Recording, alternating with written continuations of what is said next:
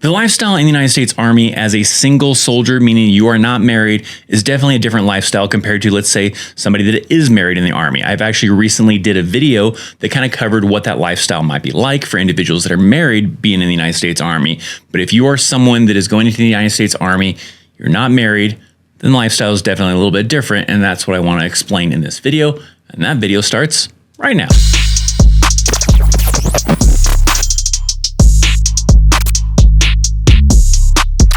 Now, the majority of the content that I'm going to be talking about in this video mainly is for active duty individuals. If you are a single soldier or a married soldier in the reserves and the National Guard, it's not a whole lot different for you because you don't have certain perks that active duty individuals have. So a lot of the contents I'm explaining here are mainly focused around those individuals that will be going active duty and are not married in the United States Army. Now, before we get started, I got a brand new shirt. Awesome, right? Drill Sergeant's favorite. I was probably not Drill Sergeant's favorite, but if you want to get this shirt, I'll have a link down in the description box down below. And a little bit later, I'm going to tell you about a contest that I'm going to do regarding this shirt. So if you're interested in that, make sure to stick around. But nonetheless, let's get into the topic, which this topic is just focusing on if you are someone that is single, what's that lifestyle going to be like? What are some of the perks or the downfalls or whatever the case could be? Let's talk about being a single soldier in the United States Army. Now, also another little side note, a lot of this information also really only applies if you're E6 and below, but probably if you're E6 and above or an officer, you probably know the differences anyways. But just know that if you are someone who is like higher ranking than an E6, sometimes even E6s will fall in this category, or officers, a lot of those individuals are treated the same way as married soldiers are because they have certain perks that are very similar to married soldiers. So this is mainly for individuals enlisted, E1 through E6, but sometimes E6s will fall out of this category. But nonetheless, that's mainly what individuals we're talking about in this video for what the lifestyle is like as a single soldier. So that way, if you're curious about that, you're probably coming in as E1, E2, E3, maybe E4. And so it's more applicable to you anyways. First thing is living in the barracks. If you are single in the United States Army, you're living in the barracks. So it's very convenient in different ways because you don't pay to live there, right? If you're a civilian, you have to pay rent, you have to pay a mortgage, you have to pay utilities, you have to pay all sorts of other things, right? To be able to live in that place. Well, not the case if you're a single soldier because you're living in the barracks. Now, whether or not the barracks are good compared to bad definitely depends on where you're stationed at. There are different variants of the barracks, right? It depends on if your unit has older style barracks that have been remodeled, or if they have like brand new barracks that have gone through the complete overhaul and been built from the ground up in recent years. But individuals that, live in like older style barracks that maybe got renovated or something like that may not have as nice of barracks as certain other soldiers you may see in the Army. Especially you talk to like old school veterans, they'll tell you all about how horrible the barracks were back in the day. And they were awful. And there are still even some today that are pretty awful, probably not in the same way as awful like the barracks were back in the day, as far as like how the living conditions were, where you didn't even have your own bathroom inside your barracks room. And it's just one big open bay inside of a room that you shared with like 2 other people, 1 other person, 3 other people, whatever the case was. That kind of living condition is not really the case in today's Army in most cases. There might be a few here and there that maybe are like temporary locations where you're just over in Korea and you're only gonna be in Korea for a year. So maybe they don't spend a lot of money on great barracks in that location, or certain other kind of environments where sure, maybe you do get stuck with some pretty crappy barracks, but I'll kind of give you an idea of what that barracks lifestyle might be like as a just general overview. But again, you just gotta be aware it may vary based on where you get assigned to that duty station, whether they have brand new barracks or if they have just older barracks that have been remodeled over the years. For the most part, all right, let's say if you are an E4 and below, you usually have a roommate, but it's not, like I said, it's not like the barracks were back in the day where that means no privacy. In today's Army, if you have a roommate, you probably have a lot better privacy than you used to have. So the typical scenario, you walk into your barracks room, you have your own key, you have even sometimes a key card that's kind of like a hotel type of style, because it's easier if someone loses their key to just replace the card compared to having to get that door rekeyed with a new locking system or whatever. So that's the more common one that a lot of units will go to, is like a key card type of style, like a hotel, and you just swipe that card to unlock your door, and that gets you into like a common area. So for E4 and below, you share that common area. That common area is like a small little kitchenette kind of area with like a refrigerator, a sink, and then you got like a bathroom. And sometimes the sink is inside the bathroom, sometimes the sink is outside the bathroom type of thing. And it's just a real basic generic bathroom, just the toilet, maybe a bathtub shower combo type of thing. And that's really it. Then beyond that little common area, you probably have 2 separate doors. And so that way you and your roommate have a little bit of privacy to have your own rooms. That way you can get changed, get naked, whatever you got to do, and have that privacy without having to have just a simple shower curtain between you and your other roommate like we used to have way back in the day.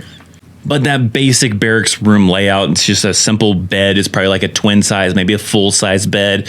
You probably got like a nightstand type of thing. You probably got like a little 3-door chest, type of dresser. You've got a desk and a basic chair, nothing like a cool gaming chair or anything. It's just like a really basic chair. And then you got like a nice walk-in closet. Like the closet's like a pretty good size. I mean, I wouldn't say it's like a humongous, closet. I mean, it's enough to where you can probably walk inside of it and then have plenty of room for civilian clothing, for your Army uniforms, as well as your military gear. So you got enough room in that closet to be able to put all your stuff inside of it. There's plenty of room in that closet. So you have your separate room and your roommate has their own separate room. So it's pretty much the same kind of layout. You can rearrange that room. You can put a TV in there. You can have a computer in there. You can have all sorts of stuff. If you want to change out some of the furniture here and there, sure, you probably can do that. They may have options for you to store that original military style furniture, so that way it doesn't take up more space inside of your room. If you want to replace it with a better bed, a better desk, better chairs, whatever, sure, that's on you, but that's, not going to be something they provide to you. You're going to have like the real basic type of furniture that the Army will supply you in the initial kind of beginning kind of phase. Sometimes you might get your own linen, and sometimes it's not very good linen though. So I usually encourage people, if you're going to the Army, once you get to your unit, it's probably like one of the first things to probably upgrade is your linen, because you'll probably need better sheets, better pillows, better blankets and stuff like that to have in your room compared to what the Army may provide you, if they even provide you anything at all. Now, if you are a single soldier, let's say you're an NCO, whether that be a corporal, an E5, an E6, then you usually have your own room. And it depends on the barracks at the location, as far as if that own room is like a different kind of setup than like the single soldiers have, whether it's like one big open room with a kitchenette and a bathroom and everything, or if it's still the same style as all the other rooms. You just have 2 rooms that are your own, and you can use one to set it up as a living room, one to set up as your bedroom, whatever it is you want to do. I could probably go on and on more about the barracks. I actually have a dedicated video that you can go check out. I'll have maybe a card pops up type of thing. And if you want to go check out that video to learn more about the barracks, there's more that I could cover, but I already have a dedicated video to talk about the barracks. So just note that if you're a single soldier, barracks living is what you're going to be living inside of, which is great, in some cases, depending on how good the barracks are. But the great thing about it, regardless, is that it's rent free. You don't pay anything to live there. You don't have to pay any utilities. So if you want to leave the lights on all the time, whatever, then you can do that. So no utilities, no rent, none of that stuff. The other big difference when you're a single soldier is the DFAC. That's the dining facility, the chow hall, where you can go to eat. Now, you don't have to eat there. That's just an available option for single soldiers, because that's essentially a free kind of necessity, or a free thing that soldiers get access to. I also have a video that explains about why I'm saying free in quotes, because there is a little bit of a charge. A lot of people make the misconception of looking at their pay stub and seeing that, hey, they deducted $200 and some dollars or $300 and some dollars from my paycheck, so it's not free. I have to pay $200 or $300 and something dollars out of my paycheck. And not really. To give a better explanation, you should just check out that video, because if that's you're someone in the Army and you're like right now telling yourself, and wanting to comment and be like, it's not free, I have to pay $200, $300 for that meal. No, you don't. You need a better explanation to understand how that works. And that video that I had in the card that maybe already expired, maybe already showed up, it explains it for you if you need that in-depth explanation, because you think that. Is the food great in the chow hall? It's okay. I wouldn't say it's horrible. I wouldn't say it's amazing. If you want to have a better chance at best food, I always recommend going to the hospital. Usually they have a hospital on post, and the hospital DFAC, for whatever reason, is usually the better DFAC for the most part. But I won't say the food is horrible at the regular DFACs, the regular dining facilities, but I won't say they're amazing either. They accomplish the job, I guess.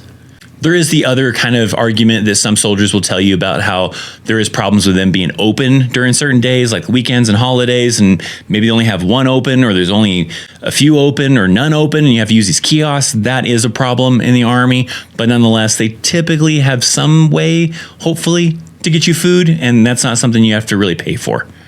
There can be the argument whether or not it's easy to get access to that food or difficult to get access to that food, but nonetheless, that's just a perk that I want to explain. I'm not going to try to get into the whole conversation of good, bad.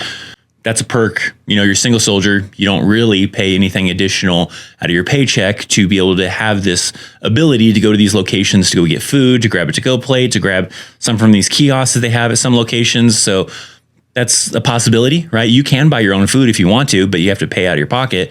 And I've even heard from some soldiers where they were able to submit to try to get that extra pay that married soldiers get to buy groceries and have gotten approved. So you could always look into that. If the chow hall is not something that you want to be able to do, then you can always talk to your leadership about trying to put the paperwork in to get that BAS, which is that basic allowance for subsistence, the food allowance that married soldiers get and other individuals may get.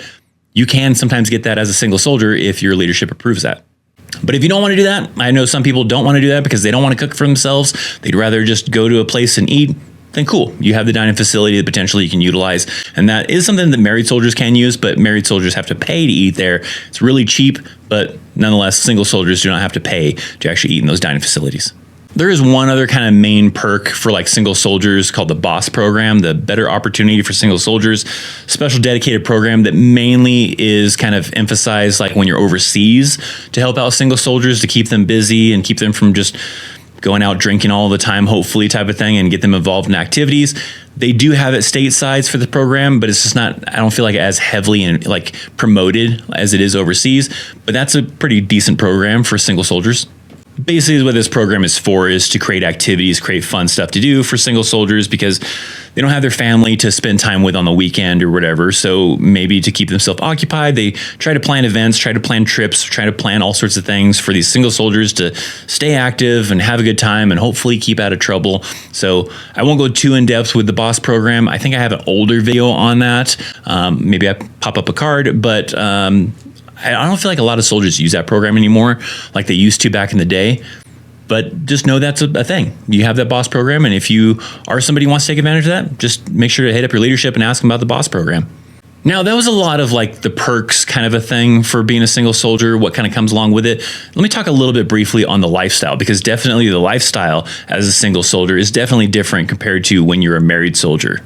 Those main perks, maybe good things, maybe bad things, maybe neutral things, maybe just be up to your personal experiences. But now let's get into a little bit of the lifestyle as a single soldier, because definitely there are certain things that definitely creates a different lifestyle if you're single. So you have the perks, but then you also have that life, the day-to-day or the weekend, whatever things that come about that change your output or your kind of memories of what it was like being in the Army. One that can be potentially bad is that you're probably more susceptible to being called into work when they need you. Let's say they're like, hey, we need somebody to go back down to the motor pool because we forgot to lock this up, or this didn't get done.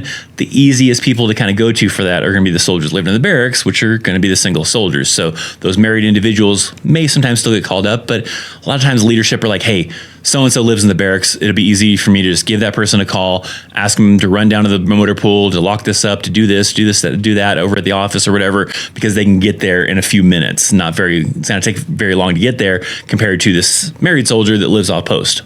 So that can definitely be a negative thing. I know a lot of people will say that they don't answer their phones after duty hours. And sure, I mean, for the most part, you might be able to get away with that. I think they've actually got a policy where they're trying to actually enforce that to where leadership can't call you after certain hours at certain locations. But I have seen that most often, last minute things that get done, and a lot of people have already gone home. They may call up on the barracks individuals primarily first because it'll be easier to get hold of them, or easier for those individuals to get over to that location to take care of whatever it is that needs to get taken care of, compared to those other married soldiers that may live off post and may take like an hour, 30 minutes or whatever to get there.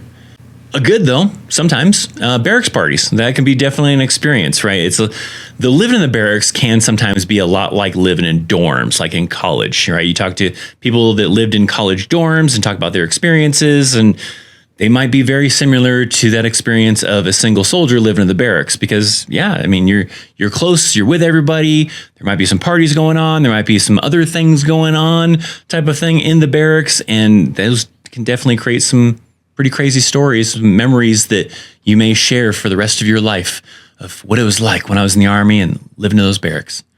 Parties can happen, sure, they're fun to do. I definitely try to encourage soldiers that are going to be living in the barracks, single soldiers, don't just stay in the barracks. I understand there are some individuals that would like to live that lifestyle. They like to keep to themselves and they'd rather just stay in the barracks, maybe playing video games in the room, maybe doing those parties or whatever, and don't want to venture out. But you miss out on a lot. There's a lot of cool things sometimes about the area. Even if it's a really horrible duty station, there's probably something cool at least to do there to be able to venture out and be able to experience that.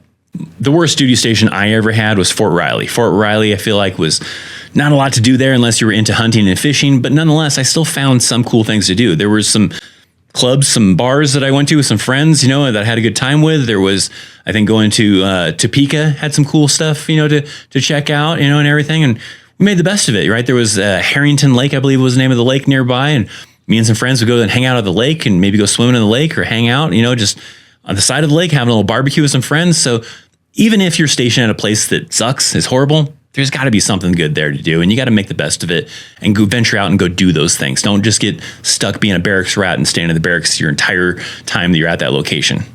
For my single soldiers out there that are currently in the United States Army, what are some of the perks that maybe I didn't mention in this video because I won't ramble on and on about every single perk, but there could be some other very key ones that you felt I should have mentioned, and I want to hear about those down in the comment section down below.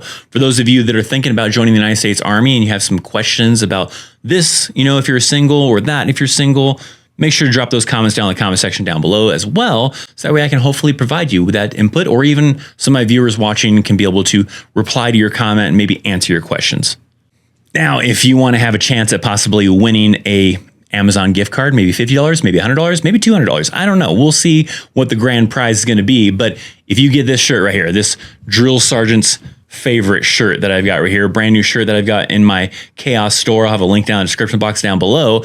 If you can get a picture with a drill sergeant and you send that to me, maybe you can win a $50, $100 gift card. I'm probably going to give priority to the first person that can do this. The first person that can give me an awesome picture of you wearing this shirt with an Army drill sergeant, I will hook you up with a gift card. Maybe it's $50, maybe it's $100. I guess it depends on the photo, right? If I can tell that it's photoshopped or it's AI or something crazy, right?